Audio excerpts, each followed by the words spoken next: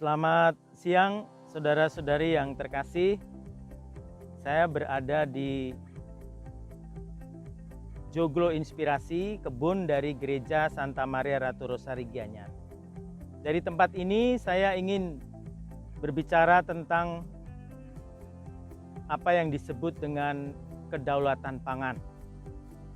Sekarang banyak aktivitas dalam masyarakat, termasuk dalam gereja itu oleh karena situasi pandemi COVID-19 ini, maka orang kembali ke basic natural kita, yaitu bagaimana ketahanan pangan digalakkan di rumah maupun di lingkungan di mana kita berada. Sebetulnya ketahanan pangan itu lebih pada persoalan bagaimana keluarga-keluarga kita itu tidak mengalami kelaparan.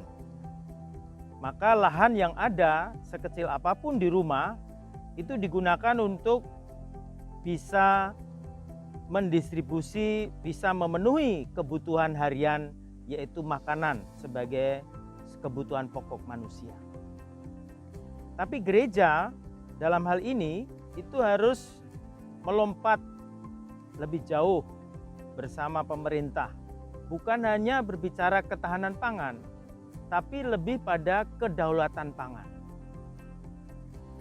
Ada perbedaan yang sangat jelas antara ketahanan pangan dan kedaulatan pangan. Kalau ketahanan pangan itu berarti manusia hanya mencari kebutuhan untuk supaya tidak lapar.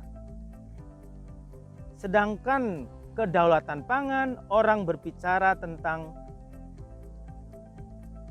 hak dan kewajibannya untuk bisa mandiri dalam bidang ekonomi, dalam bidang kebutuhan makanan yang bukan hanya untuk hari ini tetapi berkelanjutan. Ada sustainable ketahanan yang menjadikan kedaulatan bagi seluruh warganya. Maka bagi kita, gereja khususnya di Indonesia itu sangat penting untuk bisa terlibat di dalam membangun kedaulatan pangan bagi masyarakat. Dan disinilah menjadi visi dasar kita untuk mengolah lahan yang berada di kebun Paroki Santa Maria Ratu Rosari Gianyar ini dengan membentuk usaha yaitu bidang pertanian. Dan di sini di belakang kami, Anda lihat itu adalah pepaya. Dengan lahan yang kurang lebih ada 25 are, kita akan menggarap ini untuk menuju bukan hanya ketahanan tetapi kedaulatan.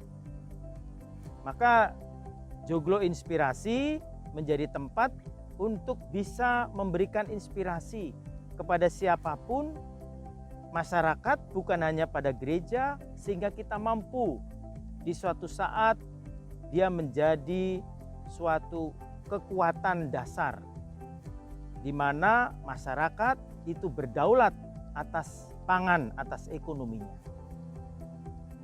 Nah, saudara-saudari terkasih, apa yang perlu kita lakukan untuk menuju kedaulatan pangan itu?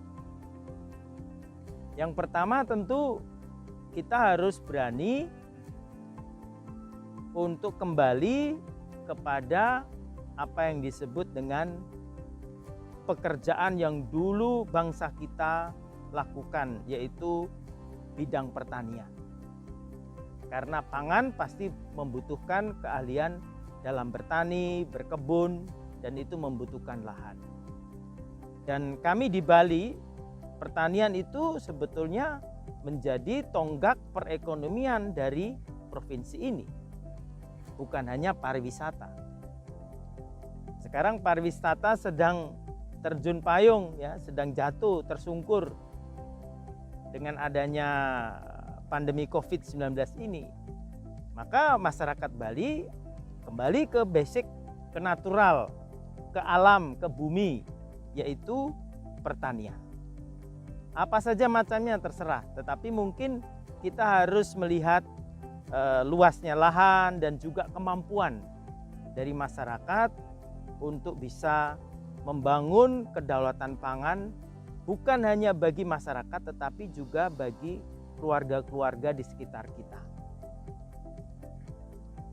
Karena itu di Joglo Inspirasi Pancer Urip Rahayu milik paroki Santa Maria Ratu Rosari Gianyar ini memiliki suatu mimpi tempat ini menjadi sekolah lapangan, menjadi laboratorium tempat anak-anak dididik bagaimana bertanam, bertani, ya, berkebun untuk menghasilkan kedaulatan pangan bagi masyarakat luas. Nah, di sini ada pepaya, ada pisang, ada budidaya lele, nanti kambing, kemudian juga ada tanaman yang bisa mensupport untuk kegiatan-kegiatan di Bali. Banyak wedding, ya, membutuhkan bunga. Di situ kita memproduksi sehingga tidak perlu lagi kita mencari jauh ke tempat yang lain. Saudara-saudari terkasih, sebetulnya gereja itu harus banyak terlibat dalam hal ini. Memang kedaulatan pangan di Indonesia ini sebetulnya masih boleh dikatakan belum kuat. Ya, belum kuat. Untuk kebutuhan beras saja kita juga masih import dan kebutuhan yang lain. Padahal Indonesia ini orang mengatakan gemah limpah loh jinawi, ya. Artinya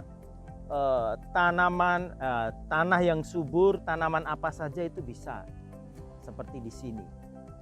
Nah, ingat lagu Kus Plus itu toh, ya, lagu Kus Plus itu tongkat pun ditanam jadi tanaman, ya toh, menjadi pohon, menjadi suatu yang bermanfaat.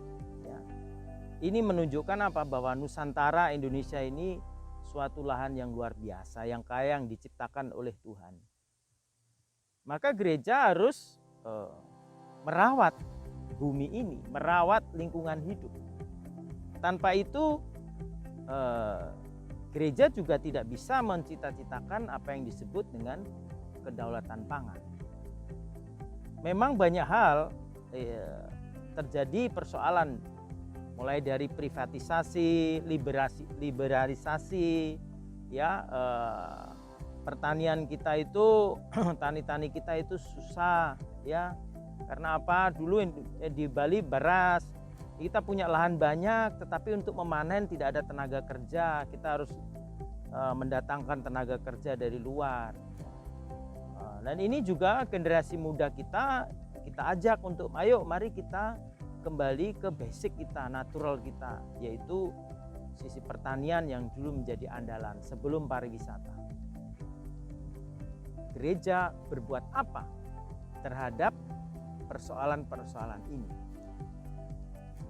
Bagian yang kedua adalah kita akan masuk ke dalam era tatanan baru, zaman new normal atau norma baru. Orang lebih senang begitu. Maksudnya apa? Maksudnya adalah manusia itu semakin menyadari pentingnya rasa aman dalam arti kesehatan.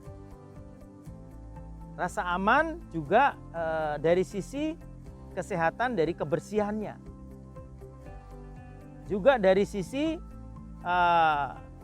produktivitas. Jadi harus aman, harus produktif. Maka bagaimana saya bisa aman, tidak terserang penyakit? Bagaimana saya bisa produktif? Bagaimana kedaulatan pangan bisa sustainable, sudah berkelanjutan?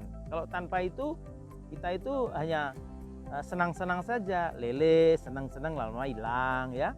Senang-senang tanam ini lama hilang, enggak boleh. Itu harus menjadi sebuah habitus bahwa kita harus memelihara, merawat bumi ini secara berkelanjutan untuk apa yang disebut dengan kedaulatan pangan tadi, sesuai dengan jenis tanaman apa yang dipilih.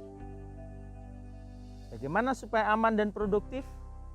Bagaimana supaya menghasilkan suatu hasil yang optimal dan sustainable? Kuncinya adalah dalam hal kita harus apa yang disebut dengan adaptasi. adaptasi terhadap normal baru, new normal tadi. Mau tidak mau. Bagaimana supaya lingkungan kita bersih, tidak kena penyakit. Maka kebiasaan-kebiasaan baru harus dilakukan. Untuk itu kita harus berpikir positif. Berani beradaptasi terhadap lingkungan yang mungkin merasa tidak nyaman lagi karena adanya pandemi ini. Yang kedua adalah mencoba untuk produktif, berkreativitas, berinovasi, melakukan banyak percobaan kegiatan yang terus menerus. Tanpa itu tidak mungkin. Disinilah letaknya keberanian kita untuk mengolah diri. Kemudian yang ketiga itu adalah kita harus kalau mau bicara kedaulatan itu seperti seorang atlet, kita harus punya mental jatuh bangun, suka duka, gagal berhasil, yang disebut dengan resilience dalam bidang ekonomi. Economic resilience. Dan ini penting. Gereja sangat menganjurkan bahwa kita harus punya suatu sikap resilience dalam hidup beriman, dalam suka dan duka, bahwa Tuhan itu tidak tidur, Tuhan itu hidup, Tuhan itu menyertai kita. Tapi bagaimana ketahanan itu ada dalam diri kita manusia, supaya jangan putus asa, supaya jangan frustrasi, supaya jangan lelah atau pasrah, hopeless, helpless, tidak ada harapan. Itu harus ada ketahanan, resilience.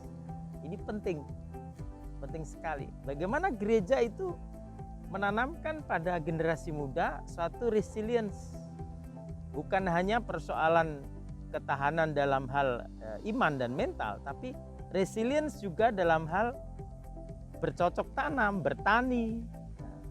Itu menjadi unsur penting dalam kedaulatan pangan. Lihat saja ini tanaman pepaya ini diserang banyak juga waktu masih kecil, ada landa, ada tikus bisa menyerang, bisa belalang, daunnya dimakan, lalu ini putih semua. Nah, harus dipelihara.